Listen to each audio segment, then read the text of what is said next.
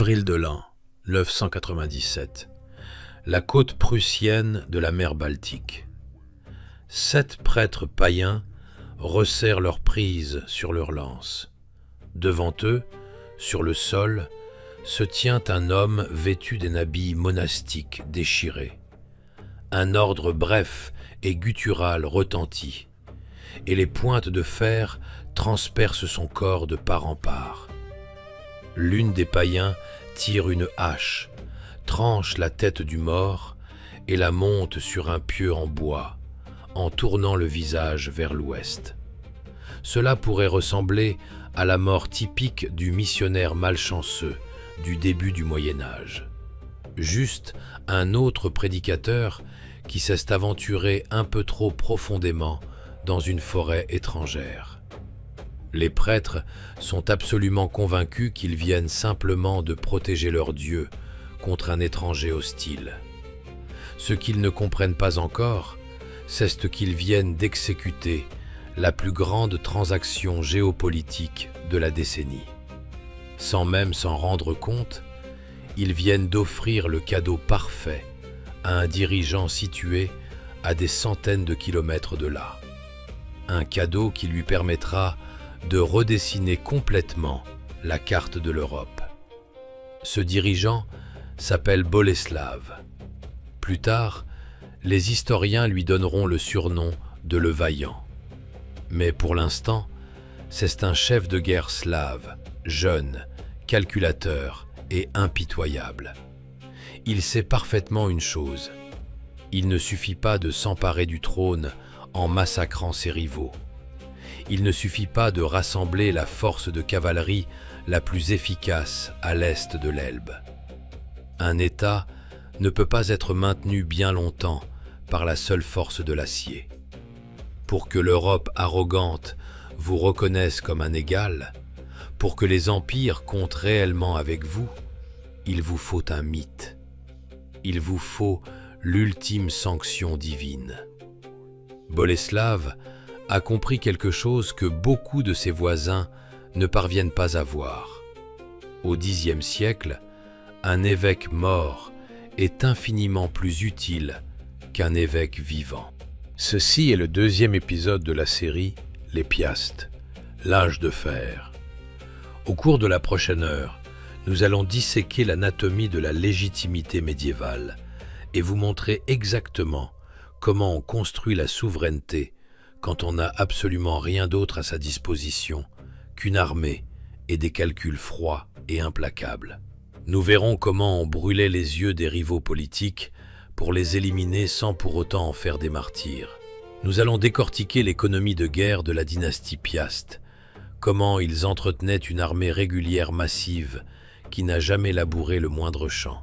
Vous découvrirez pourquoi, à cette époque, les os des saints valaient bien plus que l'or, comment fonctionnait l'usine médiévale de canonisation et comment le dirigeant d'un État périphérique a réussi à pirater le code politique de l'Europe, forçant l'empereur du Saint-Empire romain germanique à marcher jusqu'à lui pieds nus dans la neige. Mais pour vraiment comprendre comment Boleslav a réussi à réaliser cette combinaison magistrale, nous devons jeter un œil au monde qui l'entoure. La mille approche à grands pas. L'Europe vit dans l'anticipation lourde et nerveuse de la fin du monde. Paysans, barons et évêques, tout le monde s'attend à ce que le ciel se fondre sur la terre à n'importe quel moment. Dans cette époque hautement volatile, le Saint-Empire romain germanique est dirigé par un jeune garçon. Othon III n'a que 17 ans. C'est un profond idéaliste. Moitié saxon, moitié byzantin, il rêve de quelque chose de sans précédent. Rénover l'Empire romain en unissant l'ensemble du monde chrétien en une seule famille universelle. Dans sa grande vision, il n'y a pas de place pour les guerres sanglantes. Le monde doit être lié par la lumière protectrice de la foi. Et juste aux frontières orientales de son empire se trouve la Pologne. Pour l'élite allemande, ce n'est rien d'autre qu'une périphérie barbare. Des terres sauvages et indomptées dont on attend qu'elles paient leur tribut à temps et se soumettent sans poser de questions à l'autorité des archevêques germaniques. Bolesław est catégoriquement insatisfait de cet arrangement. Il doit forcer le jeune empereur à lui parler d'égal à égal. Mais comment accomplir cela si, pour la bureaucratie romaine, vous n'êtes absolument personne? Tout commence avec un seul document. Un document que Bolesław décide de détruire. Pour comprendre l'homme qui s'est emparé à lui seul du pouvoir en Pologne en l'an 992, nous devons remonter le temps de 20 ans. Nous sommes en 973, la diète impériale de Quedlinbourg. Toute l'élite de l'Europe y converge. Et c'est exactement là qu'on amène un petit garçon de 6 ans, venu tout droit des forêts slaves. C'est Bolesław. Son père, Mieszko Ier, ayant perdu sa dernière partie d'échecs politiques, est forcé de livrer son fils aîné comme otage d'honneur à la cour de l'empereur du Saint-Empire romain, Othon Ier. Prendre des héritiers mineurs en otage était une garantie de paix tout à fait standard à cette époque. Mais pour le jeune Bolesław, cette captivité devient son ultime école de la vie. Chez lui, à Gniezno et Poznań, il n'avait vu que des forteresses en bois et des coutumes tribales. Ici, il voit des cathédrales massives en pierre, une chancellerie administrative complexe, des livres en latin et une armée colossale entièrement recouverte de fer. Il dîne exactement à la même table que les hommes qui découpent la carte de l'Europe. Le garçon assimile la règle fondamentale de ce monde. L'Empire ne comprend que la force. Si vous êtes faible, ils vous avaleront tout cru. Si vous êtes fort, ils signeront un traité avec vous. Quelques années plus tard, il rentre chez lui, mais il revient en tant qu'étranger. À ce moment-là, sa mère, la princesse de Bohême Dobrawa, est décédée. Mieszko Ier se marie une seconde fois. L'élu de son cœur est Oda, une noble religieuse allemande que le prince a littéralement enlevée du monastère. Oda donne naissance à ses propres fils. Bolesław regarde sa belle-mère l'éjecter méthodiquement de la ligne de succession. Elle fait pression pour les intérêts de ses propres enfants, s'appuyant lourdement sur de puissantes connexions en Allemagne. Pour éviter un conflit ouvert, Mieszko envoie son fils aîné loin de la capitale vers le sud pour gouverner Cracovie et la petite Pologne. Ce sont des terres que les Piastes n'avaient que récemment conquises sur les Bohémiens. Là-bas, Bolesław ne perd pas son temps à ressasser ses rancœurs.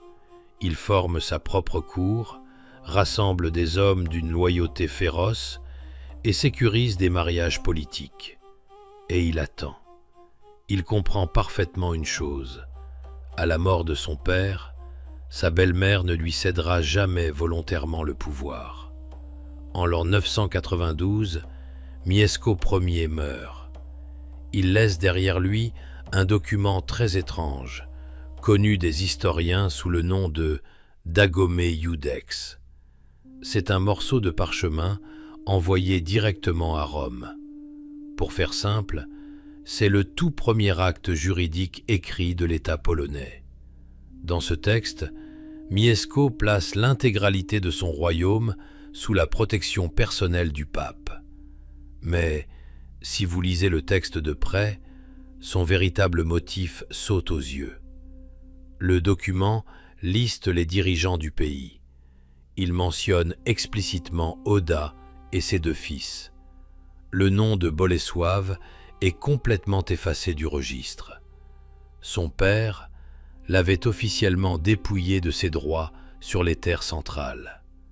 Dans le grand plan de Mieszko, Rome était censée servir de garant à cette partition. L'autorité papale et les connexions allemandes devaient protéger Oda des ambitions de son beau-fils devenu adulte. Mais Bolesław ne s'est pas embêté à écrire des appels au Vatican. Il avait beaucoup trop bien retenu les leçons de Quedlinbourg. Les parchemins et les seaux de cire ne fonctionnent que lorsqu'il y a des épées tirées juste derrière eux. Ils avaient à peine fini d'enterrer le corps de son père que Bolesław, alors âgé de 25 ans, frappe. Aucun compromis, aucune lettre de supplication au pape.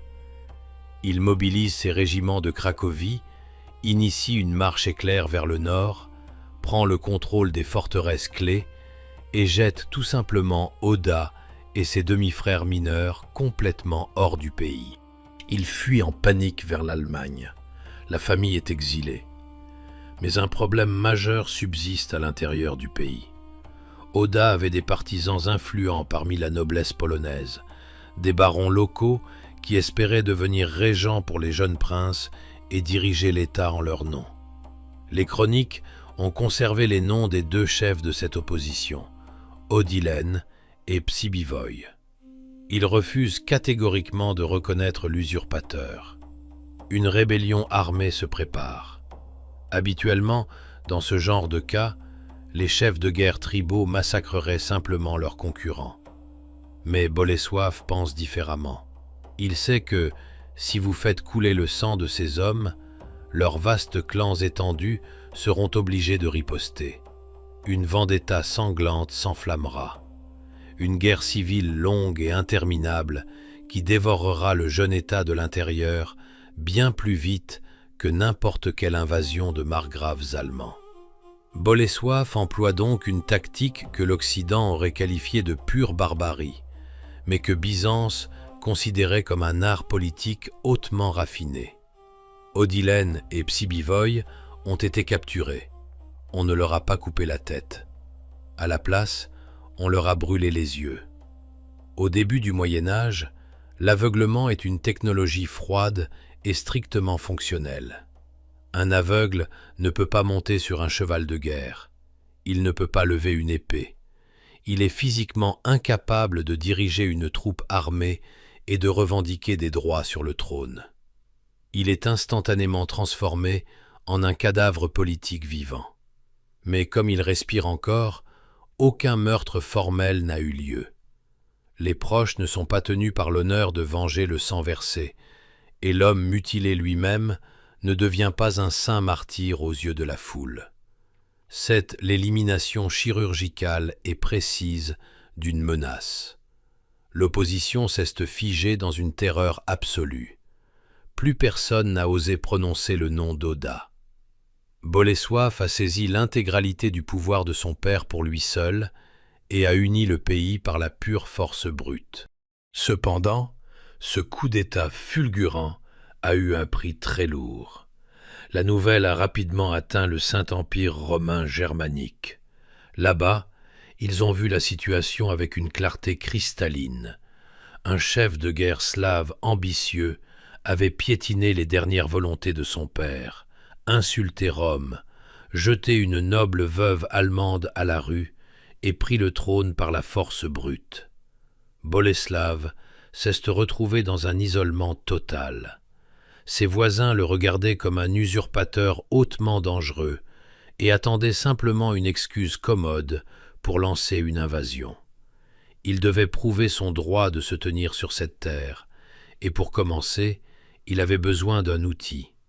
Pas de délicats arguments diplomatiques, mais d'un véritable mécanisme lourd qui forcerait n'importe quelle armée d'invasion à y réfléchir à 2 fois avant de franchir la frontière polonaise. Ayant aveuglé les chefs de l'opposition et exilé sa famille du pays, Bolesław s'est retrouvé entièrement seul au sommet du pouvoir.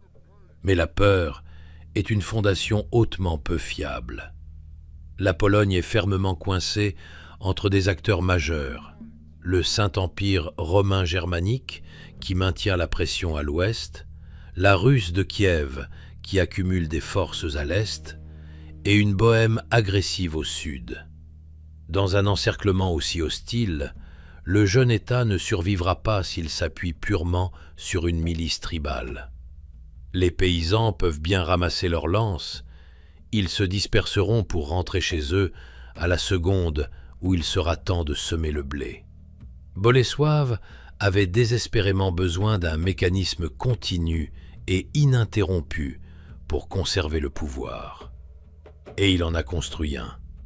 Le chroniqueur Gallus Anonymus, écrivant un siècle plus tard, nous a laissé un calcul très détaillé de cette machine militaire. 3900 cavaliers lourds recouverts d'armure et 13 000 porteurs de boucliers de l'infanterie légère.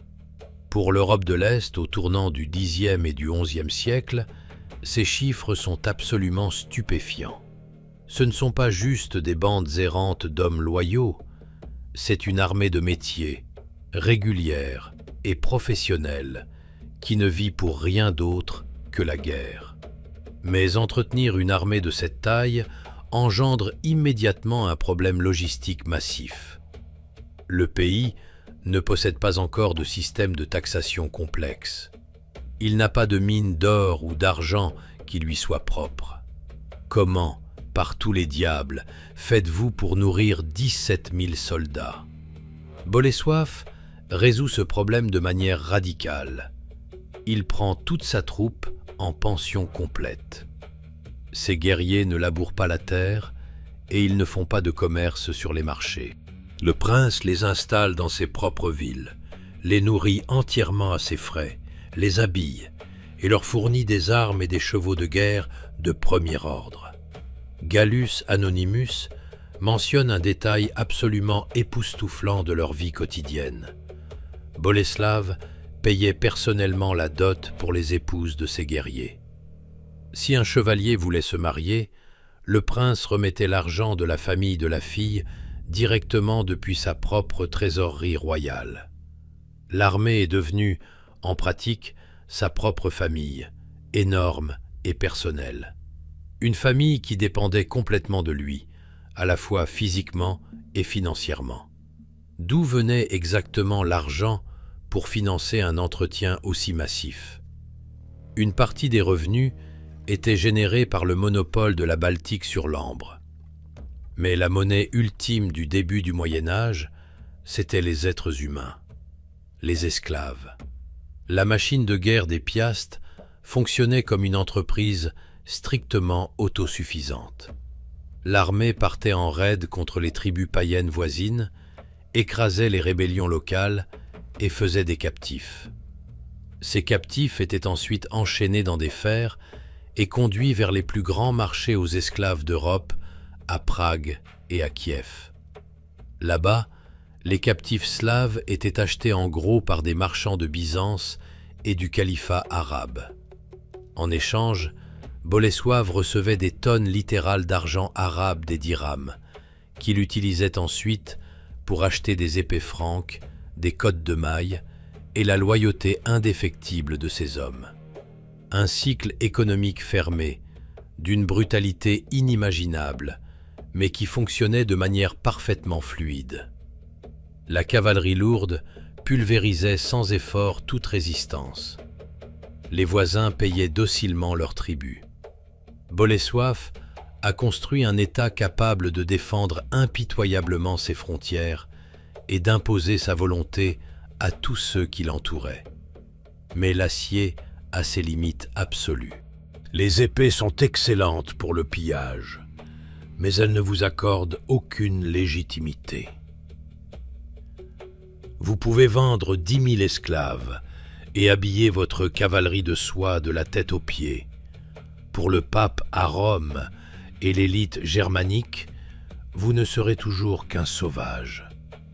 Un parvenu qui s'est emparé des terres de son père par la force brute. Pour entrer dans le club très fermé et exclusif des monarques européens, une armée ne suffisait tout simplement pas à Bolesław. Il avait besoin d'un bouclier spirituel. Et très bientôt, l'homme exact, capable de lui accorder ce statut élevé, est venu frapper aux portes de sa forteresse, de son propre chef. Au printemps 996, un homme complètement épuisé par la route s'approche des portes en bois de Gniezno. Extérieurement, il ne se démarquait absolument pas. Une simple robe monastique, des chaussures usées, la poussière des routes printanières incrustée sur son visage. Les gardes auraient très bien pu le prendre pour un énième moine errant ordinaire. Des centaines d'entre eux dérivaient à travers l'Europe de monastère en monastère à cette époque. Mais Bolesław a ordonné d'ouvrir les portes et a reçu cet homme avec les honneurs dignes d'un monarque régnant. Parce que l'homme qui se tenait devant lui était Wojciech. Dans l'Europe de langue latine, il était connu sous le nom d'Adalbert, et il était tout sauf un vagabond ordinaire. Pour vraiment saisir qui venait de tomber entre les mains du prince polonais, il faut regarder la biographie de cet invité. Wojciech était un aristocrate jusqu'à la moelle de ses os, issu de la dynastie bohémienne immensément puissante des Slavniks. Il avait reçu une éducation brillante à Magdebourg, lu les philosophes antiques et connaissait le latin sur le bout des doigts. À l'âge de 30 ans, il était devenu l'évêque de Prague. De plus, Wojciech était un ami proche et personnel de ce même jeune empereur du Saint-Empire romain germanique, Othon III. Ils avaient passé des heures à marcher ensemble dans les jardins des monastères de Rome, débattant férocement de théologie, de réforme de l'Église et de l'avenir ultime du monde chrétien. L'accès de Wojciech aux chambres les plus élevées de la politique européenne était complètement libre. Mais il n'était pas venu à Gniezno en tant qu'ambassadeur, il était venu en tant que fugitif. L'évêché de Prague s'était transformé en une catastrophe absolue pour lui. Wojciech était un idéaliste intransigeant. Il a essayé de forcer la noblesse de Bohême à vivre réellement selon l'Évangile. Mais la noblesse voulait vivre à l'ancienne, pratiquer la polygamie, boire abondamment et surtout vendre leurs propres captifs chrétiens en esclavage à des marchands musulmans. Wojciech a protesté avec véhémence, a excommunié les barons de l'Église, mais en fin de compte, il a perdu. Incapable de le supporter plus longtemps, il a abandonné sa cathédrale et est parti pour Rome, s'installant dans un monastère sur la colline de l'Aventin. Là, en accomplissant les corvées les plus sales et les plus ingrates, faire la vaisselle et transporter de l'eau, il était absolument, complètement heureux. Et puis est arrivé septembre 995. La dynastie régnante des Prémyslides de Bohême a décidé d'éliminer ses concurrents une fois pour toutes. Leurs troupes ont encerclé Libice, la forteresse ancestrale de la famille de Wojciech. Les assaillants ont promis de laisser la vie sauve aux défenseurs s'ils se rendaient pacifiquement. Mais à la seconde même où les portes se sont ouvertes, le massacre a commencé. Ils ont tué tout le monde. Les frères de Wojciech, leurs femmes, leurs enfants. Ils ont même achevé ceux qui essayaient frénétiquement de se cacher près de l'autel de l'église locale. La famille slavnique a été rayée de la surface de la terre en un seul jour. Wojciech, qui était loin de chez lui à ce moment-là, est resté comme le tout dernier survivant de l'intégralité de sa lignée. L'homme qui est arrivé à Gniezno pour voir Bolesław était un homme complètement écrasé par un sentiment de culpabilité colossal. Un homme sans foyer, sans troupeau et sans famille, entièrement consumé par la culpabilité du survivant. La rencontre de ces deux hommes est l'un des contrastes les plus frappants et les plus saisissants de toute l'époque. D'un côté de la table est assis Bolesław, un dirigeant dur et de sang-froid qui venait tout juste de brûler les yeux des alliés de son père uniquement pour conserver son emprise sur le pouvoir. De l'autre côté, un intellectuel brisé, un ascète cherchant désespérément la rédemption. Et pourtant, malgré tout cela, il forge une alliance. Wojciech a besoin d'une base d'opération. Il a besoin de protection et de l'opportunité de servir Dieu avec une ardoise complètement propre, dans un endroit où les assassins bohémiens ne peuvent pas l'atteindre. Mais qu'est-ce que Bolesław a bien pu voir dans ce moine émacié? Bolesław a vu en lui un atout diplomatique irréprochable. Comme nous le savons déjà, les Piastes avaient une excellente armée, mais il manquait de statut. En accueillant l'évêque exilé de Prague, Bolesław faisait d'une pierre plusieurs coups. Premièrement, c'était un pied de nez aux princes de Bohême, ses principaux rivaux régionaux. Deuxièmement, et c'est le plus important, il obtenait un canal de communication direct et non filtré avec la cour impériale. Si le meilleur ami absolu d'Othon III trouve un refuge sûr dans votre capitale, vous cessez instantanément d'être un sauvage et un usurpateur aux yeux de l'Occident. Vous êtes automatiquement élevé dans la première ligue des défenseurs de la foi. La cour de Bolesław a instantanément gagné le type exact de poids géopolitique immense aux yeux de Rome et d'Aix-la-Chapelle, qui ne pourrait jamais être acheté avec n'importe quelle quantité d'éclaves. Mais une vie calme et confortable à la cour d'un politicien pragmatique, n'est-ce pas la raison pour laquelle Wojciech a fait ce voyage? La tranquillité d'une forteresse lourdement gardée ne guérit pas son âme. Quelques mois plus tard, il vient voir Bolesław avec une demande spécifique. Il veut se diriger vers le nord, vers les rives de la mer Baltique, tout droit sur les terres des Prussiens païens. Les Prussiens de la fin du Xe siècle ne sont pas le genre de personnes que vous voulez approcher avec un sermon religieux.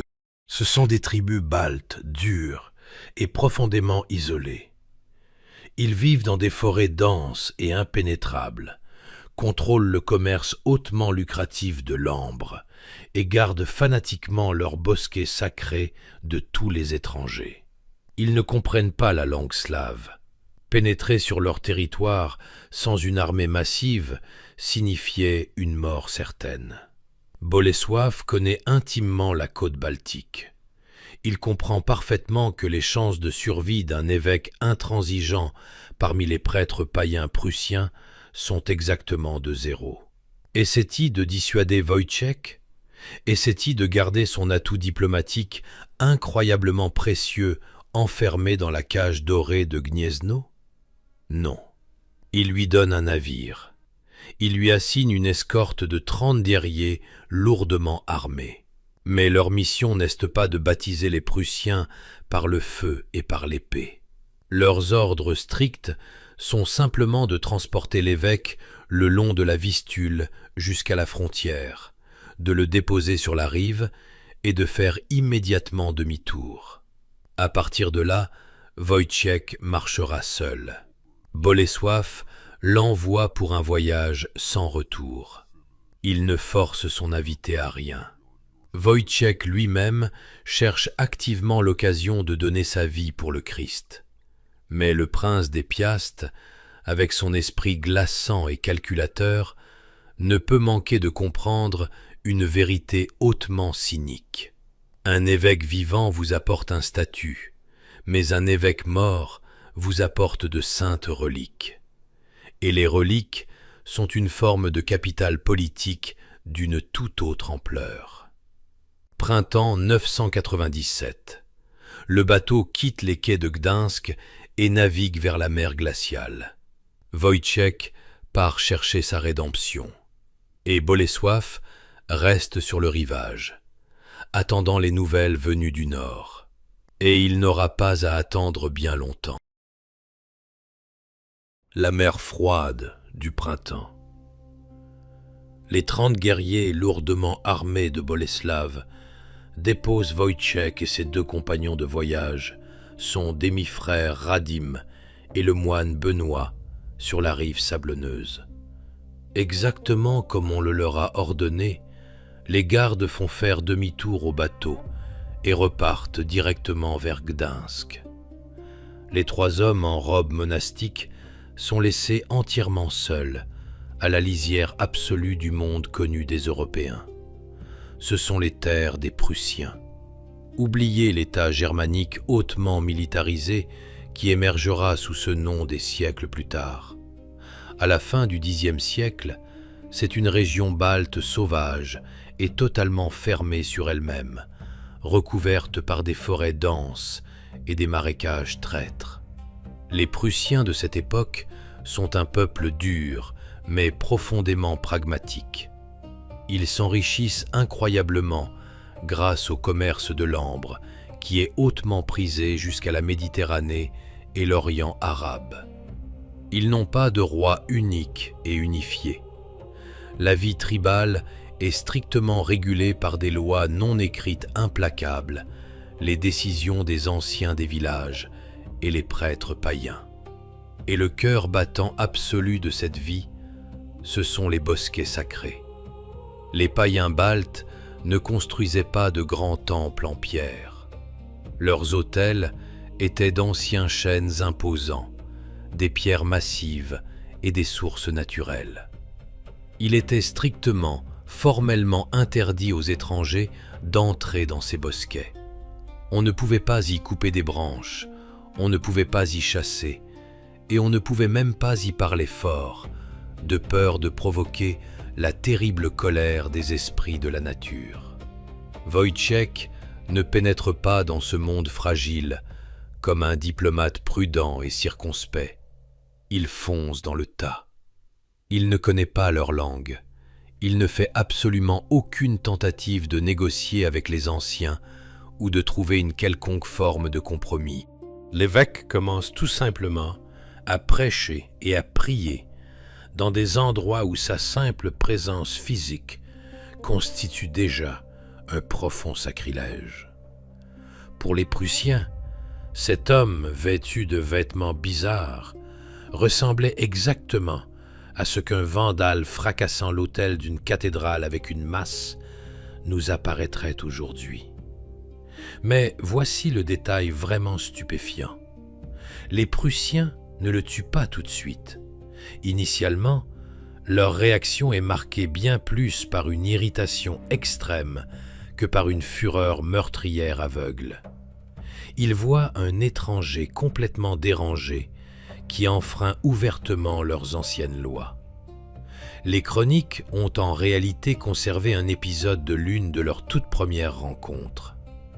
Wojciech tentait de lire un psaume quand un résident local s'est approché de lui et l'a frappé dans le dos avec une rame par un coup de revers fulgurant. Le coup a été si incroyablement violent que le psautier a volé complètement hors des mains de l'évêque. Mais ce n'était pas une tentative d'assassinat. C'était un avertissement brut et totalement sans ambiguïté. On lui a dit explicitement « Pars, retourne exactement d'où tu viens, ou tu vas perdre la tête. » N'importe quel missionnaire normal et rationnel se serait arrêté là. Ils auraient reculé vers un territoire sûr, tenté d'embaucher des traducteurs locaux ou essayé de soudoyer les chefs de la tribu. Mais nous nous souvenons d'exactement qui était Wojciech. C'est un homme dont la famille entière a été massacrée jusqu'au dernier enfant. Un intellectuel complètement écrasé par une culpabilité profonde et une désillusion absolue face à son propre passé. Il semble vraiment qu'il ne soit pas venu sur ces rivages pour baptiser des milliers de païens. Il ne cherchait pas de troupeau du tout. Il cherchait activement le martyre. Wojciech ignore complètement l'avertissement brutal. Il reste. L'évêque et ses deux compagnons continuent de marcher droit à travers les terres prussiennes, se déplaçant d'une colonie à l'autre, violant de manière ostentatoire et délibérée les tabous sacrés. Ils montent leur camp juste à côté des arbres saints. Ils refusent catégoriquement de se soumettre aux lois de la tribu. Pour les anciens Prussiens, cela cesse rapidement d'être un incident mineur et agaçant. L'étranger n'est plus seulement irritant, il insulte activement les dieux. Si les esprits sont mis en colère, la tribu se retrouvera sans récolte, ou ils perdront leur toute prochaine guerre. Laisser cet homme en vie devient une menace existentielle active pour la survie du clan tout entier. La patience des païens est complètement à bout. Nous sommes le 23 avril 997. Wojciech, Radim et Benoît dorment paisiblement dans une clairière. Ils ne savent pas encore qu'un détachement armé de prêtres et de guerriers prussiens a déjà retrouvé leurs traces. La décision finale. Revenons au 23 avril 997. À ce moment précis, sur le rivage de la Baltique où toute notre histoire a commencé. 7 lances prussiennes transpercent le corps de Wojciech. Sa tête est tranchée et montée sur un pieu. Les prêtres païens exécutent l'évêque de sang-froid. Pourtant, ils laissent délibérément ses 2 compagnons, Radim et Benoît, en vie. Et ce n'est pas un soudain éclair de miséricorde inattendu. C'est un pur calcul commercial, tout à fait pragmatique. Les Prussiens savent parfaitement que l'homme assassiné venait directement des terres de leurs très influents voisins du Sud. Et les morts ne peuvent pas négocier. Les païens ont besoin d'un messager qui retournera à Gniezno et donnera leur prix final à Bolesław. Lorsque Radim atteint enfin la capitale polonaise et livre la nouvelle de la mort macabre de l'ancien évêque de Prague, Bolesław ne rentre pas dans une rage aveugle. Il n'a absolument pas de temps pour les émotions. On vient de lui servir sur un plateau d'argent la plus parfaite des fenêtres d'opportunité. Les Prussiens proposent de rançonner les restes, et le prince accepte immédiatement. C'est exactement ici que naît un magnifique et grand mythe ecclésiastique. Plus tard, les chroniqueurs inventeront une histoire légendaire sur les balances. Bolesław aurait prétendument promis de payer le poids exact du corps de son ami mort en or massif. Le cadavre décapité fut placé d'un côté de la balance et les bijoux précieux de l'autre. Et là, un miracle divin se produisit. Les os du martyr devinrent soudainement complètement en apesanteur. Il n'a fallu presque aucun or. La réalité s'est avérée être beaucoup plus lourde, littéralement. Il n'y a pas eu de miracle divin impliquant des balances. C'était une négociation diplomatique sèche et d'un cynisme absolu avec les hommes mêmes qui venaient de massacrer votre invité. Bolesław a payé une rançon véritablement massive en argent trébuchant. Très probablement, ces mêmes dirhams arabes qui l'avaient gagné en vendant des esclaves captifs. La logistique de cette transaction était incroyablement sinistre. L'été 997. Se dirigeant vers le sud, coupant à travers des forêts denses, naviguant sur des chemins de terre en ruine, un chariot en bois transporte lentement un corps en décomposition. La tête a voyagé de manière complètement séparée. Dans l'économie médiévale des saintes reliques, un sanctuaire est essentiellement une construction modulaire. Une négociation complètement distincte a dû être menée pour la tête coupée de Wojciech, et selon certains récits, c'est un émissaire différent qu'il a réellement racheté à une date ultérieure.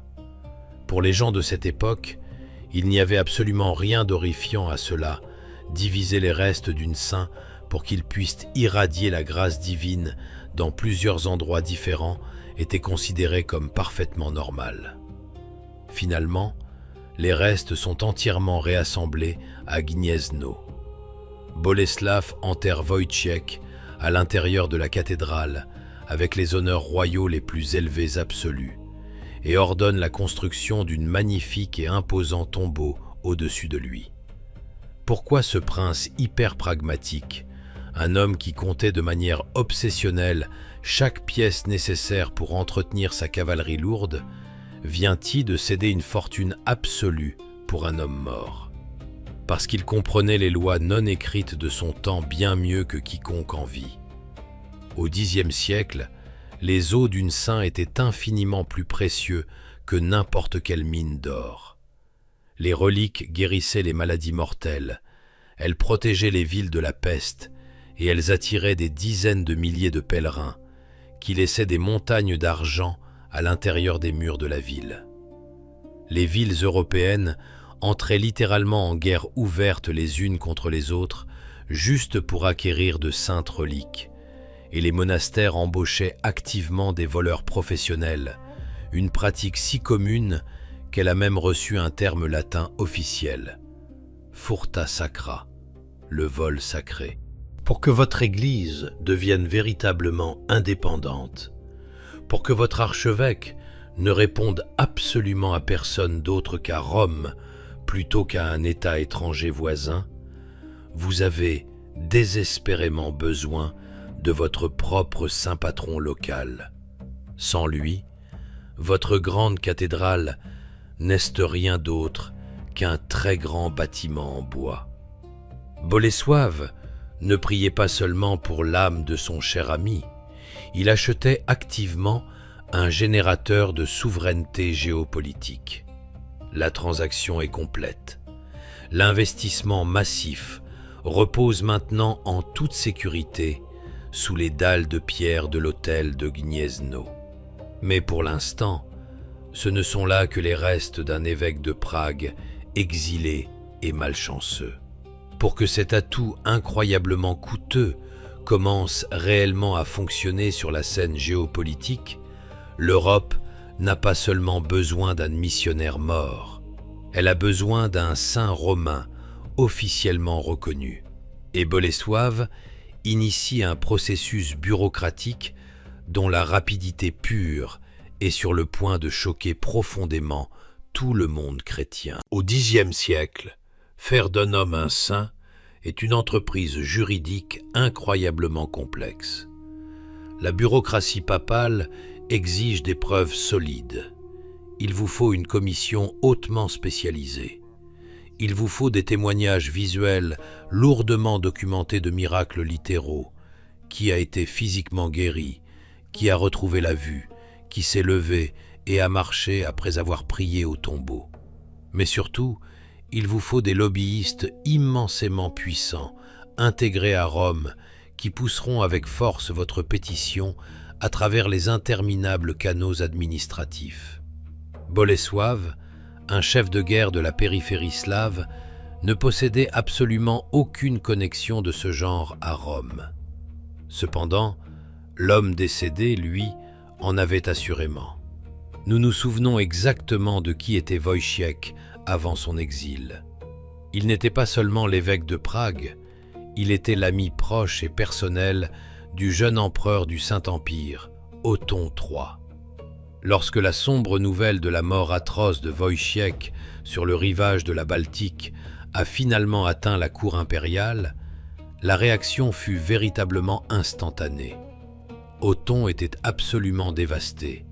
Son mentor et ami bien-aimé, l'homme avec qui il s'était si récemment promené dans les jardins ensoleillés de Rome, avait accepté la couronne du martyr.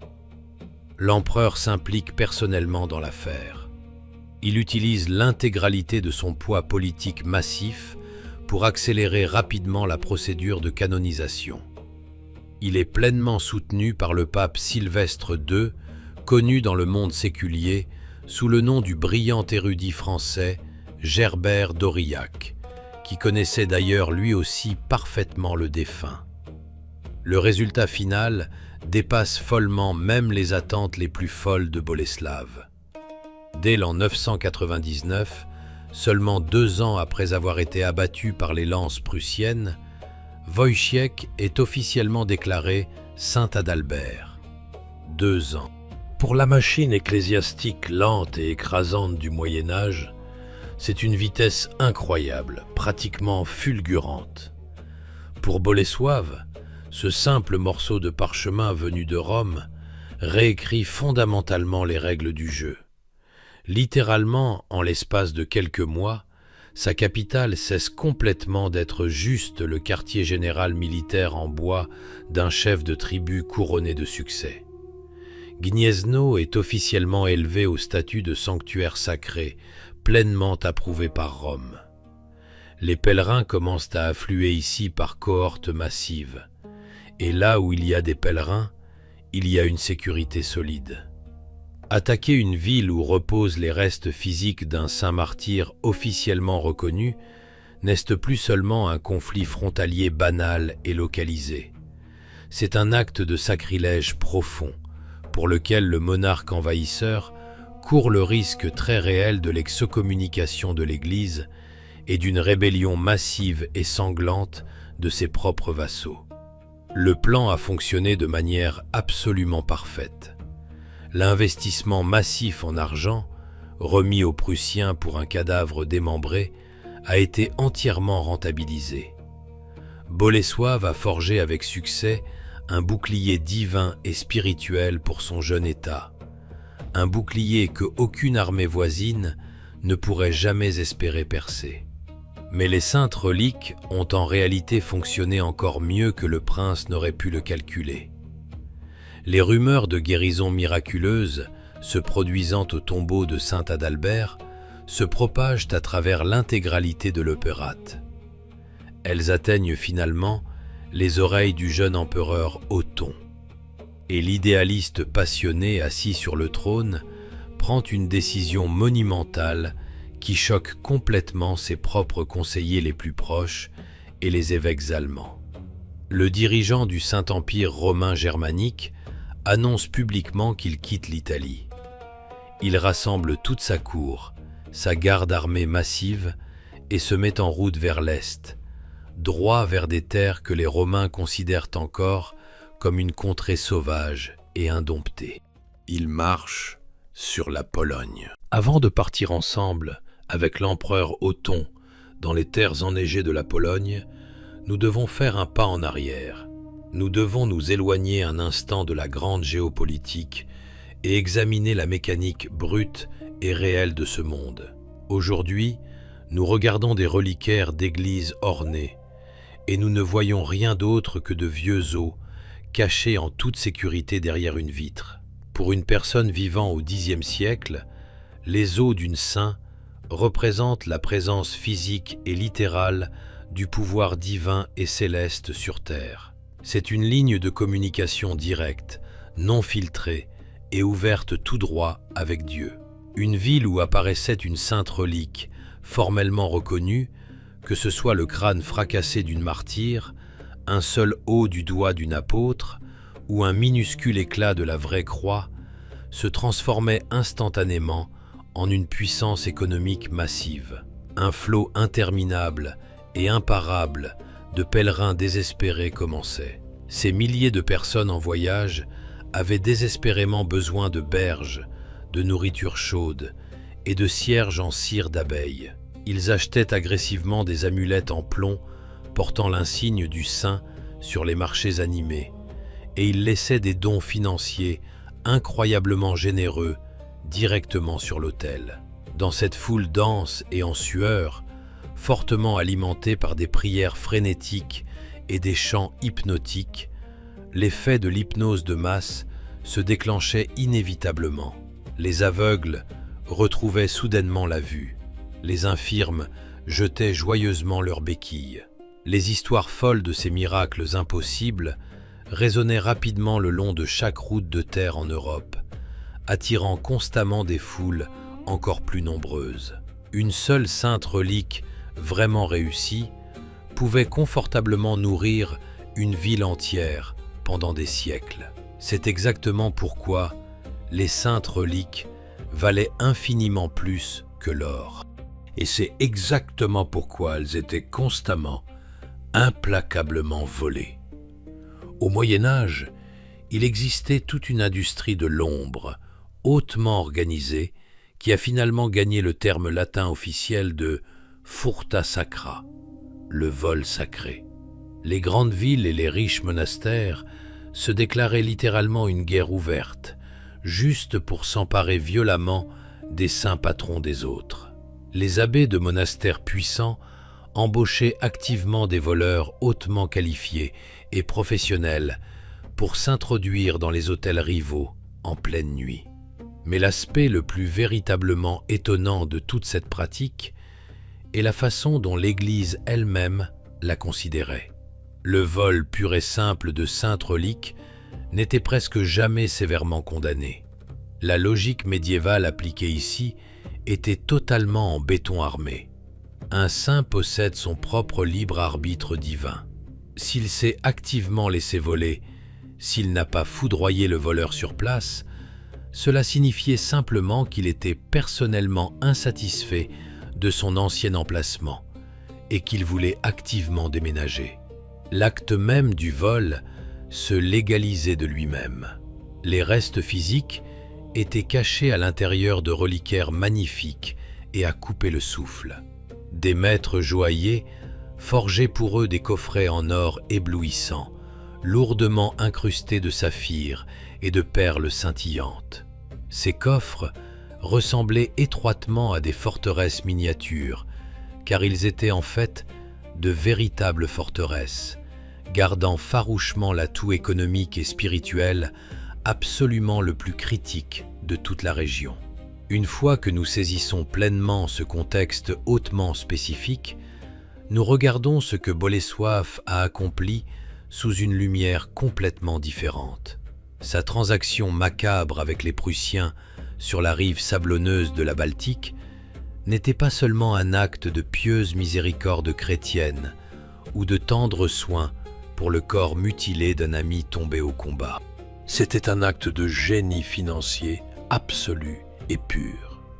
Contournant entièrement la compétition épuisante qui dure des siècles, évitant complètement le processus profondément humiliant de voler dans des cathédrales étrangères, le chef de guerre de la périphérie venait d'acquérir une relique de premier plan, de toute première qualité, des os d'un martyr absolument propre, parfaitement frais et pleinement reconnu par le pape à Rome.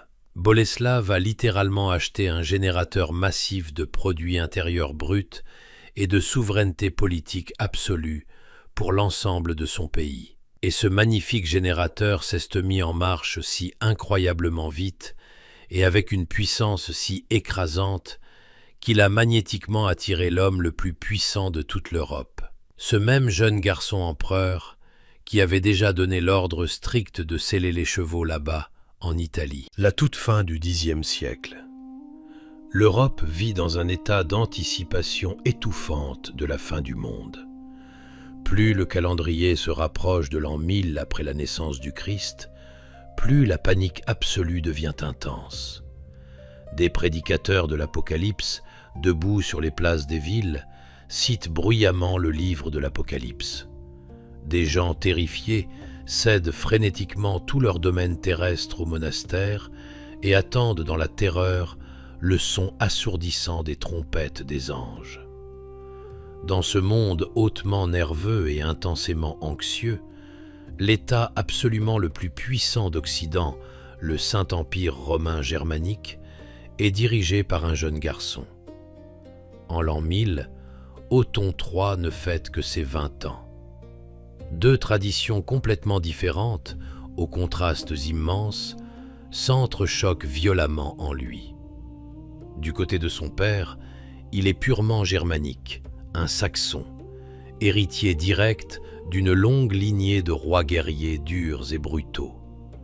Mais du côté de sa mère, il est byzantin, le fils de la très raffinée princesse Théophano. Othon lit couramment le grec et le latin, s'entoure activement de brillants philosophes et depuis son plus jeune âge absorbe pleinement le grand concept d'un ordre mondial universel et harmonieux. Il n'a aucune envie d'être juste un autre chef de guerre tribal, passant sa vie entière à saigner sur des forteresses frontalières boueuses. Il veut désespérément être un empereur romain d'un type complètement nouveau et élevé. Son grand programme politique s'appelle formellement Renovatio Imperii Romanorum, la rénovation complète de l'Empire romain. Mais Othon ne planifie pas une expansion militaire massive. Il envisage l'Europe comme une grande confédération chrétienne pacifique, une union harmonieuse de 4 parties parfaitement égales. Des évangiles enluminés de cette époque ont en réalité survécu, présentant des miniatures incroyablement détaillées où ces 4 parties exactes sont magnifiquement représentées sous les traits de 4 sœurs soumises, apportant des cadeaux précieux directement à l'empereur. Roma, l'Italie, Gallia, la France, Germania, et la 4e sœur, Sclavinia, le monde slave. Aux oreilles de la vieille noblesse allemande bien enracinée, ce grand concept sonnait comme une hérésie politique pure et non diluée. Mettre officiellement les glorieux Allemands sur un pied d'égalité avec la périphérie sauvage et païenne, un endroit qu'ils avaient été conditionnés à voir strictement comme une source première de tribus et d'esclaves enchaînés, c'était absolument impensable. Les puissants archevêques et les margraves endurcis ont bruyamment protesté, mais Othon croyait avec une ferveur absolue en sa grande idée. Pour que Sclavinia devienne un pilier robuste et pleinement réalisé de l'Empire, il avait désespérément besoin d'une dirigeant hautement capable, farouchement loyale et indéniablement légitime, siégeant à l'Est. C'est à ce moment précis, hautement critique, que la nouvelle choquante venue des rives de la Baltique arrive à Aix-la-Chapelle. Wojciech a été violemment assassiné et son corps mutilé a été acheté pour une somme exorbitante par le prince Boleslav, qui l'a fait reposer juste sous l'autel de sa grande cathédrale. Nous connaissons déjà la vérité. Pour un pragmatiste froid, ce n'est rien de plus qu'un coup hautement calculé et réussi sur le grand échiquier géopolitique. Mais Othon voit le monde avec des yeux entièrement différents. Pour le mystique intense assis sur le trône impérial, c'est un signe direct et indéniable de Dieu lui-même. Le meilleur ami absolu de sa jeunesse a tragiquement accepté la couronne sanglante du martyr, et ses os sacrés ont magiquement atterri directement entre les mains de Boleslav. Cela signifie clairement que le prince polonais est bel et bien le gardien divin du sanctuaire sacré et le souverain véritablement élu de Sclavinia. L'empereur prend une décision choquante qui déclenche instantanément un murmure de mécontentement sourd et assourdissant à travers toute sa cour. Il annonce officiellement un saint pèlerinage. Personnellement, à la tête d'un entourage véritablement massif et d'une escorte lourdement armée, il va marcher vers l'Est, droit dans des terres que les Romains considèrent comme absolument sauvages. Il se met en marche vers la Pologne. L'hiver glacial de l'an 1000. Les routes de terre de l'Europe sont entièrement ensevelies sous de lourdes congères. Le colossal cortège impérial franchit enfin les frontières de l'Allemagne, confortable et densément peuplée, et plonge profondément dans les sombres forêts slaves.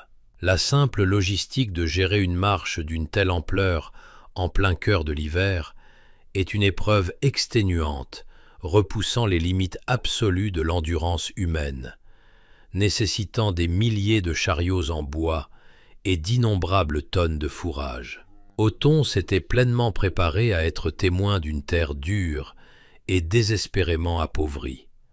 Un endroit calme et désolé, parfait pour une pénitence silencieuse et de profondes prières, juste sur la tombe de son ami.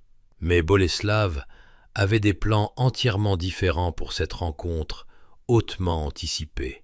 Le prince de la périphérie avait méticuleusement préparé un grand spectacle théâtral pour l'empereur, un spectacle qui était sur le point de frapper toute l'élite occidentale d'une stupeur totale. Hiver de l'an 1000. Les routes d'Europe sont lourdement étouffées par la neige. Le déplacement d'une cour impériale au Xe siècle n'est pas un petit road trip diplomatique décontracté avec une douzaine de cavaliers. C'est la migration littérale d'une ville entière, vivante et respirante. Marchant aux côtés du jeune Othon, âgé de 20 ans, vers l'est, se trouvent des centaines et des centaines de chevaliers allemands lourdement cuirassés, des évêques de haut rang, toute la chancellerie personnelle, des légions de serviteurs, de cuisiniers royaux et de palefreniers. Ce sont des milliers d'hommes et de chevaux de guerre affamés qui exigent absolument de grandes quantités de nourriture et de chaleur chaque jour. S'engager dans une telle expédition en plein cœur de l'hiver est un pur cauchemar logistique. Les lourds chariots de ravitaillement s'enfoncent profondément dans les congères. Trouver du fourrage dans les villages gelés de février est presque impossible, et les barons locaux gémissent bruyamment sous l'obligation écrasante de nourrir cette horde de passage. La noblesse allemande ne peut franchement pas comprendre pourquoi l'empereur risque sa propre santé et vide complètement la trésorerie impériale juste pour s'incliner devant la tombe gelée d'un exilé bohémien situé sur les terres d'un parvenu slave. Mais Othon se désintéresse totalement de leurs plaintes interminables. Il est porté uniquement par une grande idée. Il traverse les Alpes, pousse à travers la Bavière et la Saxe, marchant obstinément droit vers les frontières des terres polonaises. Dans un petit endroit appelé Iława, pile sur la toute dernière lisière de son domaine, Bolesław accueille officiellement ses invités royaux. Et ici, la toute première déconnexion massive avec les attentes des Allemands se produit de manière agressive. Ils ont l'habitude profondément ancrée de considérer ces territoires comme une forêt sauvage, où les locaux ont à peine assez de céréales pour survivre jusqu'au dégel printanier. Mais Bolesław ne se contente pas d'offrir à l'empereur un accueil poli. Il prend activement en charge l'intégralité de l'approvisionnement logistique de toute cette armée massive. Depuis la seconde même où ils franchissent la frontière jusqu'à Gniezno, s'étendant sur des centaines de kilomètres, le vaste entourage d'Othon ne connaît absolument aucune pénurie de viande fraîche, de pain cuit ou de foin sec pour ses chevaux. Bolesław démontre de manière irréprochable une logistique parfaite et sans accroc. Il prouve de manière effective que son pays n'est pas une confédération tribale lâche et instable, mais un État hautement fonctionnel, possédant un système de taxation et d'entreposage massivement efficace. Mais l'empereur lui-même se soucie très peu de l'économie brute dans ce moment profondément spirituel. Il approche enfin du but ultime de son pèlerinage sacré. Le chroniqueur Thietmar de Merseburg nous a laissé un détail véritablement stupéfiant sur la toute dernière ligne droite de ce voyage brutal. Lorsqu'il n'était plus qu'à quelques kilomètres de Gniezno et que la silhouette imposante de la grande cathédrale en bois est finalement apparue au loin, Othon a ordonné à voix haute à l'ensemble du cortège massif de s'arrêter. Il descendit de son cheval, il retira ses chaussures, et il se mit à marcher droit dans la neige glaciale de mars, complètement pieds nus. Le maître incontesté de la moitié de l'Europe, un homme dont le simple commandement était attendu avec impatience par les rois, marchait activement dans la boue glaciale et la neige fondante, avec les pieds complètement nus et en sang. Thietmar écrit qu'Othon pleurait ouvertement. Pour lui, ce n'était absolument pas un geste politique calculé. C'était un chagrin pur, non dilué et profondément personnel. Il marchait en avant pour implorer le pardon divin de Dieu, et pour faire ses adieux comme il se doit au cher ami qu'il avait tragiquement échoué à protéger. L'empereur, pieds nus, s'attendait pleinement à trouver un ascétisme dur et brutal à la fin de son voyage. Il s'était préparé mentalement à pénétrer à l'intérieur d'une forteresse barbare, profondément appauvrie, à tomber sur ses genoux meurtris, à l'intérieur d'une église sombre et glaciale, et à passer ses journées dans une prière silencieuse et ininterrompue, exactement comme il sied à un véritable et humble pèlerin à l'extrême limite du monde connu. Mais Bolesław avait des plans complètement différents pour ces journées-là. Il attendait l'empereur comme un invité, et il s'était préparé à lui montrer un véritable empire. Mars de l'an 1000. Othon, les pieds nus et en sang, entre enfin dans Gniezno. Il se prépare pleinement à un ascétisme strict et rigoureux et à une prière silencieuse sur la tombe. Mais derrière les épaisses murailles en bois de la forteresse slave, ce n'est pas le silence qui l'attend. Il est accueilli par un grand spectacle que le chroniqueur Gallus Anonymus décrira plus tard comme un miracle absolu. La neige n'a même pas encore fondu, mais la cour royale est mise en scène exactement comme s'il s'agissait d'une grande résidence impériale située dans le sud chaleureux. Bolesław a fait parader toute son escorte militaire d'élite. Bordant le chemin, de massifs chevaliers lourdement en armure, avec de lourdes chaînes d'or étincelantes reposant sur leurs cous. Pour Othon et son entourage colossal, des tentes entièrement gigantesques ont été érigées, construites complètement en pure soie. Au Xe siècle, sur les rives de la Vistule, la soie est un matériau incroyablement rare, importé à travers la moitié du monde connu. Le tissu lui-même vaut infiniment plus que les maisons à côté desquelles ces tentes sont plantées. Un banquet massif commence. Il dure pendant 3 jours entiers. Si vous regardez cet événement droit dans les yeux d'une margrave allemand endurci ou d'une évêque hautain de l'entourage d'Othon, la simple réalité de ce qui se passe pulvérise complètement toute leur vision du monde. Vous avez marché jusqu'ici en portant un préjugé dur et profondément enraciné. Lez, c'est une terre désolée, sauvage et non civilisée. Les locaux ne sont rien de plus que des tribus primitives éparpillées qui paient leur tribut en peau d'animaux bruts. Vous vous attendiez pleinement à ce qu'on vous serve de la nourriture grossière sur des tables en bois brut. Au lieu de cela, on vous apporte de la viande rôtie, empilée très haut sur des plateaux en or massif et en argent. Du vin extrêmement coûteux coule à l'infini depuis des gobelets incrustés de bijoux. Mais l'événement principal absolu se produit à la seconde même où le dîner se termine. Les serviteurs de Bolesław ne reprennent pas la vaisselle pour la laver.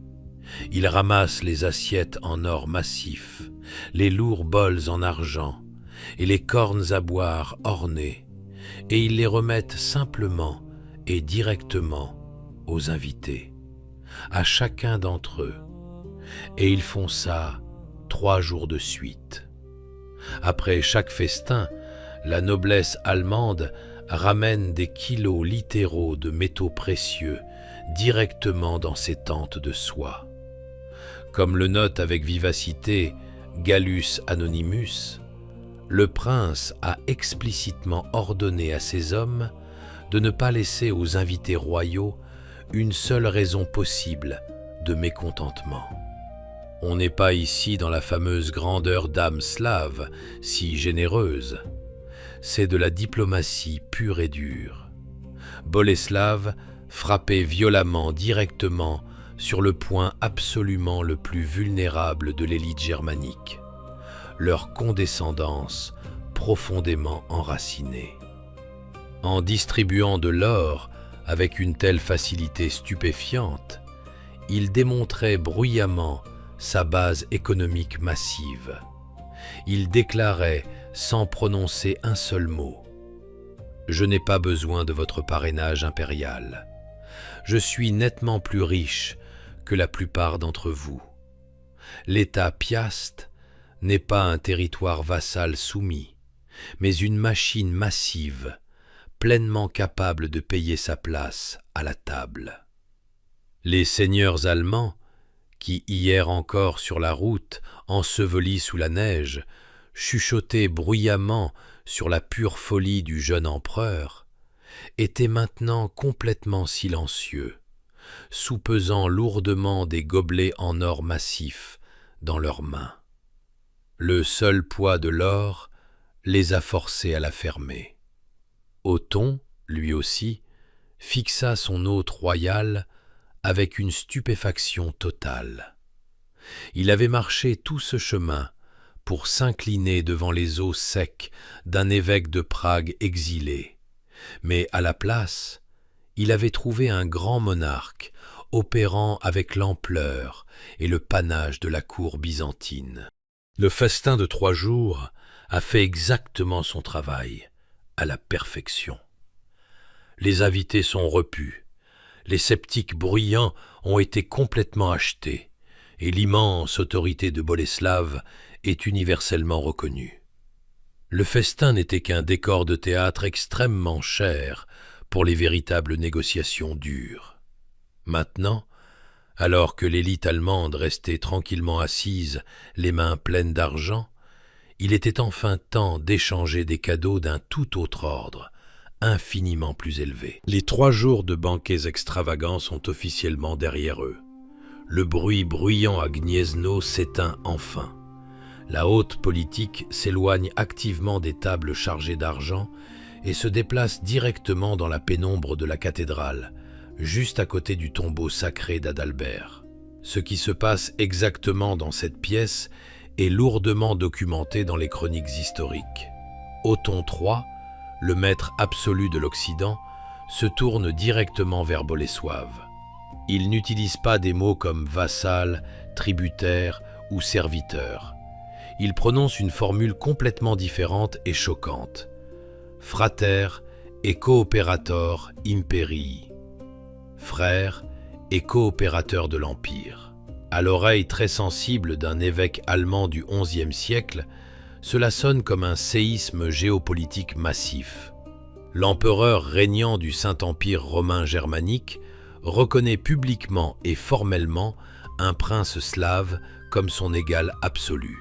Dans le grand plan d'Othon, Boleslav est censé devenir le souverain suprême de Sclavinia, le 4e pilier massif du monde chrétien complètement rénové, se tenant exactement au même niveau que Roma, Gallia et Germania.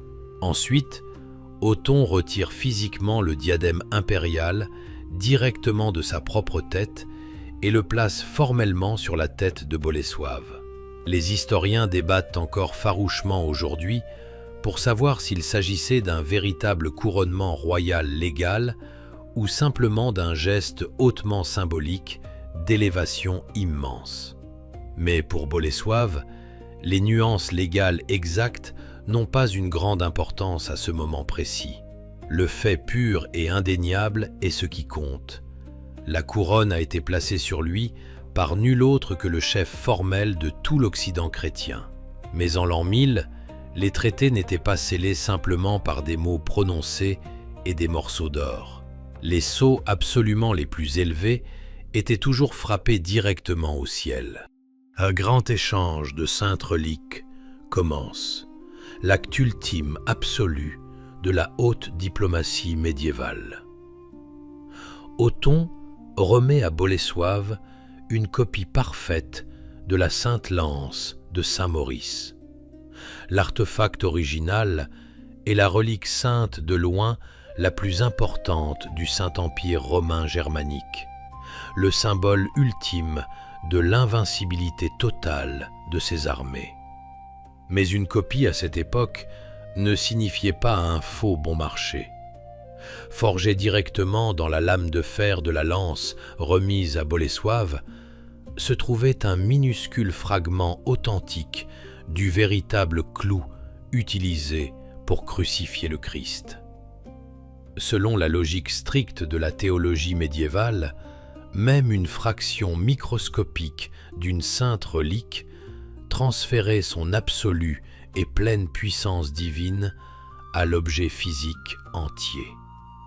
Bolesław recevait dans ses mains une preuve matérielle et solide que Dieu lui-même était maintenant fermement de son côté. Une sainte lance qui fournissait activement une sanction divine à son règne absolu. Que donne exactement le prince en retour? Othon reçoit le véritable bras sectionné de saint Adalbert, ce bras même qui avait baptisé des gens, et le bras de l'ami bien-aimé que l'empereur avait tragiquement échoué à sauver. C'est un cadeau incroyablement personnel et profondément émotionnel pour Othon, et une manœuvre politique calculée avec une perfection absolue pour Bolesław. Il remet à l'empereur un morceau littéral de son propre passé, liant à jamais Gniezno à Rome et Aix-la-Chapelle avec un fil invisible et incassable. Gestes symboliques, diadème d'or et lance sainte contenant des clous de la croix du Seigneur, tout cela a l'air véritablement magnifique. Bolesław avait obtenu un niveau de reconnaissance internationale dont son père Mieszko n'aurait jamais pu rêver. Mais les Piastes ne nourrissaient absolument aucune illusion naïve. Bolesław avait étudié l'élite germanique bien trop intimement, depuis l'époque où il était un jeune otage à Quedlinbourg. Il comprenait parfaitement. Othon peut bien l'appeler bruyamment son frère, mais les empereurs ne sont que des mortels, et leurs successeurs royaux oublient très facilement les serments passés. Les symboles peuvent rapidement se ternir. Un diadème peut être déclaré illégal. Une sainte lance peut simplement rouiller. Le prince avait besoin de beaucoup plus qu'une belle et étincelante cérémonie. Il avait besoin d'une base solide et concrète qui ne pourrait jamais être démantelée par un simple décret royal du monarque suivant. Et là, lors de ce même sommet, il arrache à Othon une décision monumentale, une décision qui redessine de manière permanente toute la carte administrative de l'Europe. Le congrès de Gniezno n'était pas seulement un grand festival de générosité somptueuse et de symboles puissants. L'acte politique absolument le plus important, la raison exacte pour laquelle Bolesław avait dépensé tant d'argent et de forts, s'est produit au cours de ces mêmes jours de mars de l'an 1000. Othon III a officiellement signé le document fondateur établissant l'archevêché de Gniezno, totalement indépendant. Aujourd'hui, ce fait spécifique pourrait ressembler à rien de plus qu'un simple remaniement de chaises dans la bureaucratie cléricale. Mais pour l'Europe du Xe siècle, cela signifiait un changement massif et fondamental dans la souveraineté de l'État. Le problème sous-jacent était que, jusqu'à ce moment exact, chaque église, chaque prêtre et chaque croyant situé sur les terres polonaises répondait formellement et directement à l'archevêché de Magdebourg, en Allemagne. Et Magdebourg n'était pas seulement un centre religieux tranquille, c'était un instrument de contrôle impérial massif et contondant. C'était précisément par le biais de ces archevêques étrangers que les taxes ecclésiastiques étaient lourdement collectées, que des évêques fidèles à l'Empire étaient nommés en force et que la stratégie politique globale envers leurs voisins de l'Est était élaborée. Essentiellement, l'autorité spirituelle ultime reposait fermement entre les mains d'un État étranger et hostile. La création formelle de l'archevêché de Gniezno a complètement sectionné ce cordon ombilical étouffant. À partir de ce moment, l'Église polonaise a répondu exclusivement et directement au pape à Rome. Elle collectait ses propres impôts. Elle gérait indépendamment ses propres diocèses. Bolesław a obtenu le droit ultime d'influencer de manière indépendante la nomination des évêques à Cracovie, Wrocław et Kolobrzeg. C'était une véritable indépendance administrative et financière, cimentée par le sceau le plus élevé possible. Pour garantir que cette transition massive se déroule incroyablement en douceur, il fallait l'homme absolument parfait pour le poste incroyablement puissant de premier archevêque. Cet homme était Radim Gaudentius, ce même demi-frère de saint Wojciech. Adalbert, l'homme qui avait miraculeusement survécu au massacre brutal prussien et apporté à Bolesław la nouvelle de la mort violente de l'évêque. Pour Rome et l'empereur, ce candidat était absolument sans faille. Qui de mieux pour diriger sans heurts une église fraîchement créée, construite directement sur les os d'un saint martyr, que son propre demi-frère. Pour Bolesław, Radim était incroyablement pratique également. L'homme devait sa vie, même, et son statut élevé, entièrement et personnellement au prince. Lorsque la nouvelle choquante des décisions radicales prises au congrès de Gniezno a finalement atteint l'Allemagne, un scandale absolument massif a éclaté parmi la noblesse impériale et le haut clergé. Les évêques de Magdebourg étaient complètement furieux. Ils venaient d'être dépouillés d'un territoire massif et hautement lucratif, de revenus immenses et de leviers d'influence politique critiques. Ils ont ouvertement et bruyamment accusé le jeune empereur de trahir activement les intérêts vitaux de la nation allemande, dans le seul but de satisfaire ses fantasmes délirants d'une paix universelle. Thietmar de Merseburg, exprimant parfaitement l'indignation de l'élite profondément conservatrice, écrira plus tard avec amertume « Que Dieu pardonne à l'empereur d'avoir fait d'un tributaire un seigneur ». Les féroces margraves allemands considéraient Bolesław comme un barbare, incroyablement dangereux, qu'il fallait maintenir étroitement en laisse très courte. Pourtant, Othon, de ses propres mains, venait littéralement de lui remettre un diadème, une sainte lance, et sa propre église, complètement indépendante de l'Allemagne. Le triomphe de Bolesław était absolu et indiscutable.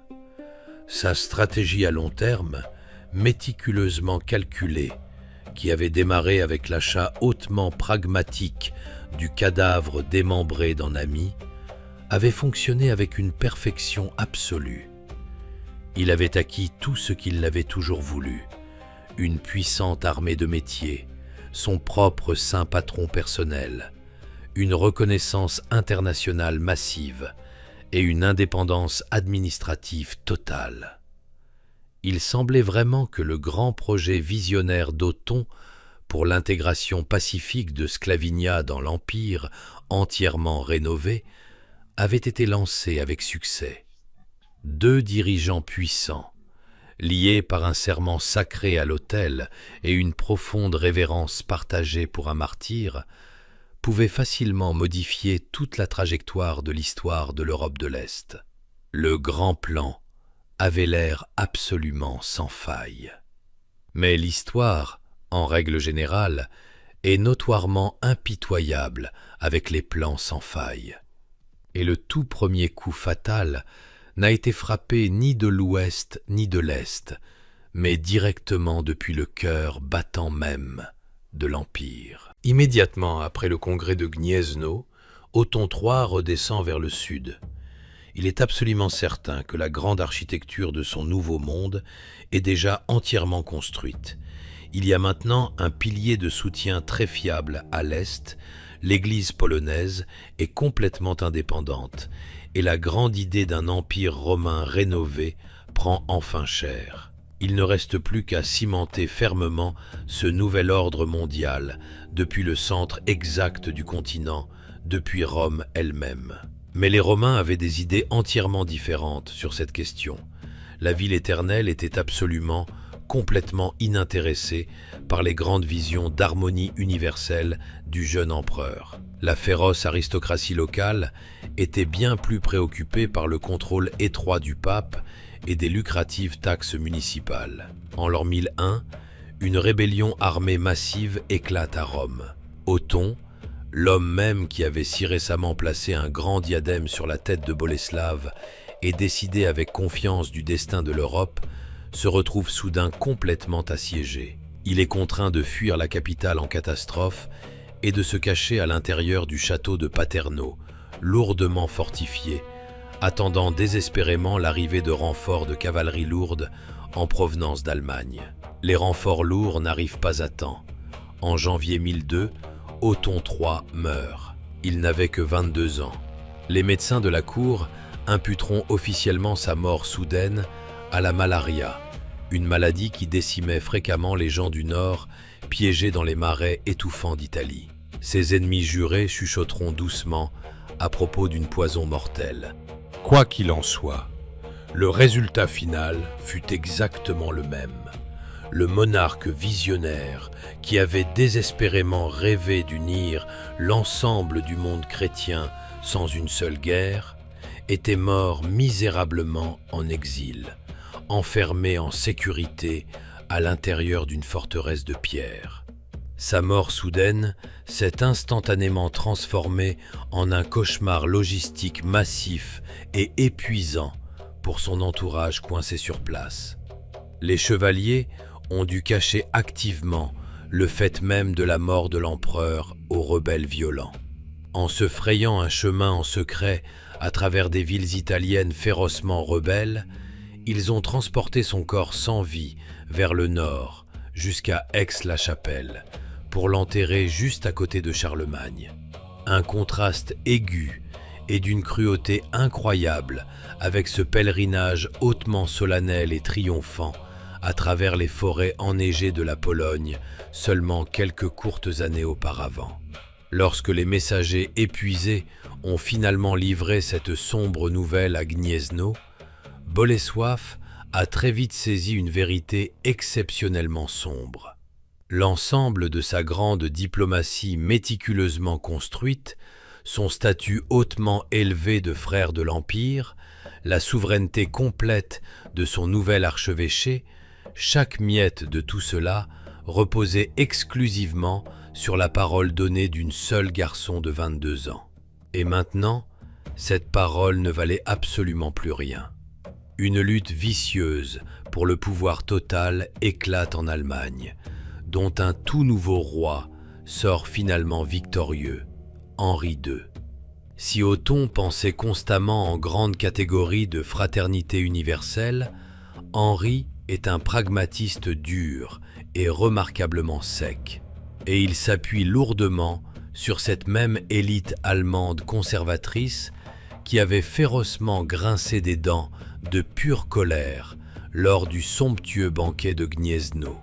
Pour Henri, Bolesław n'est absolument pas un coopérateur de confiance. Pour lui, ce n'est rien de plus qu'un voisin hautement dangereux, assis sur la frontière orientale, un usurpateur sauvage qui, par la pure stupidité du souverain précédent, a d'une manière ou d'une autre acquis beaucoup trop de souveraineté. Cette erreur scandaleuse devait absolument être brutalement corrigée. Les messagers venus d'Italie ont galopé furieusement vers l'Allemagne par des itinéraires longs et très détournés, se cachant désespérément des rebelles violents. Pendant qu'ils transportaient le corps embaumé d'Othon, 22 ans, vers le nord, l'Europe était en train de basculer rapidement et violemment. La nouvelle choquante de la mort soudaine de l'empereur a finalement atteint Gniezno dans les tout premiers mois de l'an 1002. Nous ne savons pas exactement comment Bolesław a réagi. Les chroniqueurs médiévaux enregistrent rarement les émotions humaines. Mais le nouvel alignement géopolitique était flagrant pour quiconque savait lire une carte. L'ère de la grande diplomatie était entièrement terminée. L'architecture complète du Nouveau Monde, chaque accord solennel conclu au congrès de Gniezno, le statut hautement exalté de frère de l'Empire, tout cela avait reposé entièrement sur un seul être humain. Et maintenant, cette personne n'était plus. La lutte sanglante et très traditionnelle pour le trône complètement vide a démarré en Allemagne. Le vainqueur ultime à émerger de ce chaos fut le duc de Bavière, un homme qui entrera dans l'histoire sous le nom de Henri II. Henri était exactement le pôle opposé absolu et complet de son jeune prédécesseur. Fini les rêveries d'enfants sur une fraternité universelle harmonieuse, fini les illusions stupides sur l'égalité absolue des nations. C'était un pragmatiste dur et complètement sec. Il s'appuyait lourdement sur cette même aristocratie allemande qui, 2 ans plus tôt, avait serré les mâchoires de pure humiliation au festin de Gniezno. Pour Henri, le prince polonais n'était absolument pas un allié, mais seulement un parvenu qui s'était beaucoup trop enrichi. Un problème oriental qui exigeait une solution immédiate et sévère, forçant les Piastes à retourner directement à leur statut légitime de tributaires dociles et soumis. Bolesław a compris la situation sans la moindre faille. À la seconde même où Henri s'établirait fermement sur le trône et rassemblerait son armée massive, il marcherait vers l'Est. Attendre passivement que des envoyés impériaux arrivent avec de nouvelles exigences profondément humiliantes ne servait absolument à rien. Et c'est ainsi que le prince prend sa décision monumentale. Il ne reste pas assis à attendre le coup. Il frappe le premier. Pendant que les barons allemands étaient occupés à se partager des postes de haut rang à Aix-la-Chapelle et à célébrer bruyamment le grand couronnement de leur nouveau dirigeant, la cavalerie lourde des Piastes a été rapidement mobilisée. L'armée régulière massive que Bolesław avait financée pendant des années en vendant de l'ambre balte et des esclaves enchaînés a traversé agressivement la frontière occidentale. La cible principale de cette frappe dévastatrice n'était pas l'intérieur profond de l'Allemagne, mais les margravias, les zones tampons hautement militarisées de l'Empire. En l'espace de quelques semaines à peine, les régiments polonais envahissent complètement la Lusace, les terres des Milciens et la Misnie. Ce n'était absolument pas un simple raid pour un pillage rapide. C'était de la géopolitique froide et calculée. Bolesław était simplement en train de pousser par la force la frontière de son État aussi loin à l'ouest qu'il était humainement possible. Il a activement créé sa propre zone tampon afin que la guerre inévitablement imminente soit menée entièrement sur un sol étranger. Les troupes des Piastes se sont emparées de forteresses massives en pierre, étouffant complètement les routes mêmes par lesquelles l'armée allemande aurait fini par frapper vers Poznań. L'empereur du Nord n'était plus le fidèle coopérateur de Rome. En s'emparant de la Misnie, Bolesław venait de lancer un défi direct et sanglant à toute la machine de guerre allemande.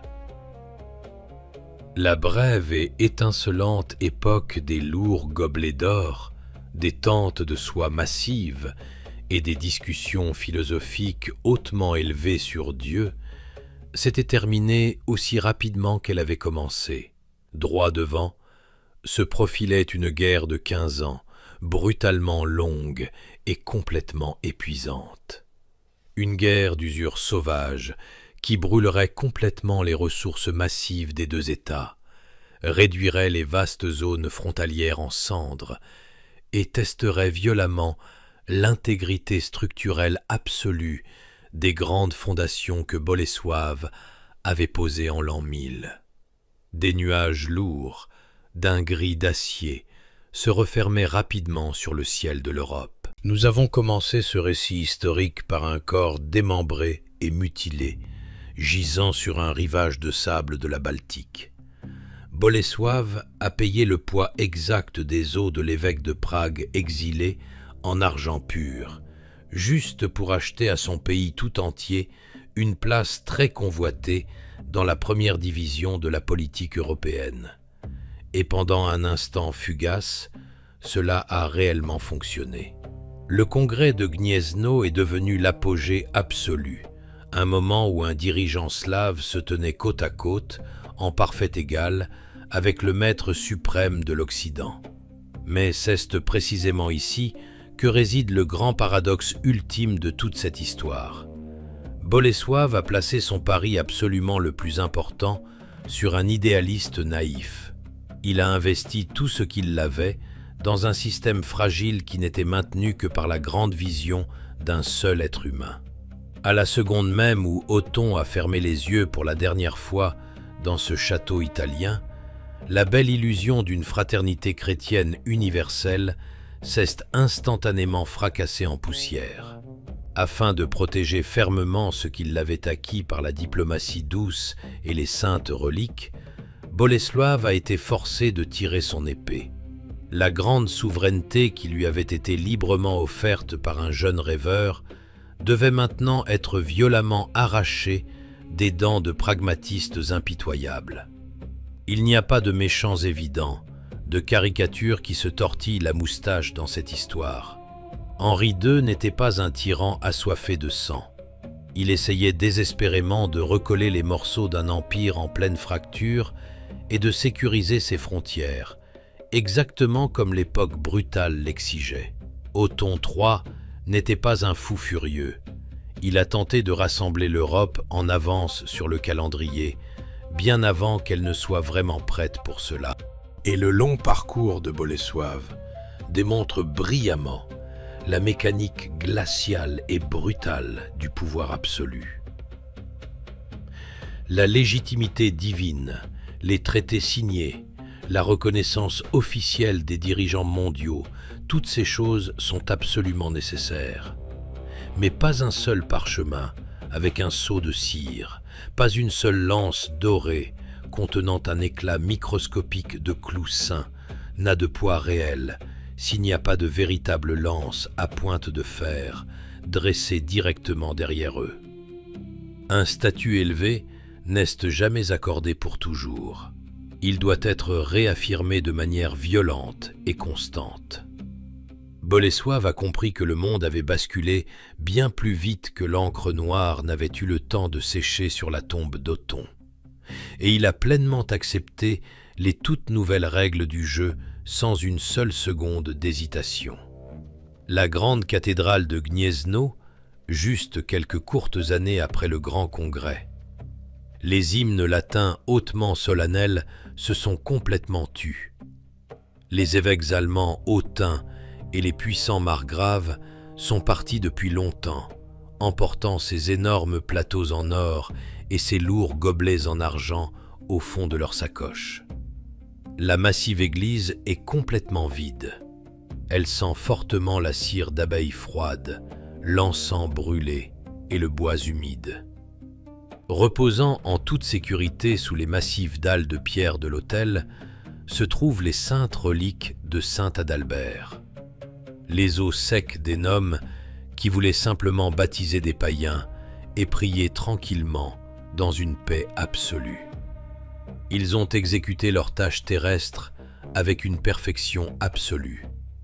Ils ont relancé le volant massif de la grande histoire, transformant violemment un conflit frontalier localisé à la périphérie du continent en un choc massif et sanglant entre des civilisations entières. Adalbert dort paisiblement dans l'obscurité profonde, tandis que quelque part, loin à l'ouest, bien au-delà de l'Elbe et de l'Oder, de lourds chariots d'approvisionnement en bois grincent déjà bruyamment. Les forgerons frappent implacablement leurs enclumes de leurs lourds marteaux, jour et nuit, pour étirer des lames d'acier neuves et tranchantes comme des rasoirs.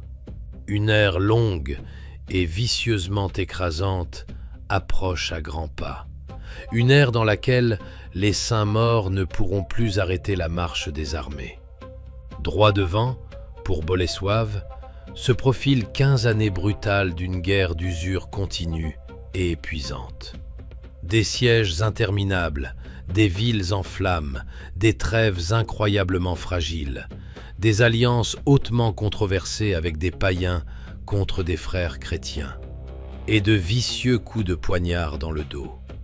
Comment le chef de guerre de la périphérie a résisté avec succès à l'assaut écrasant et total de toute la machine militaire du Saint-Empire romain germanique pour finalement devenir le tout premier roi de Pologne, nous vous raconterons tout cela dans le prochain épisode. L'histoire est toujours écrite par les vainqueurs, mais ceux qui y survivent réellement sont ceux qui savent exactement comment frapper les premiers.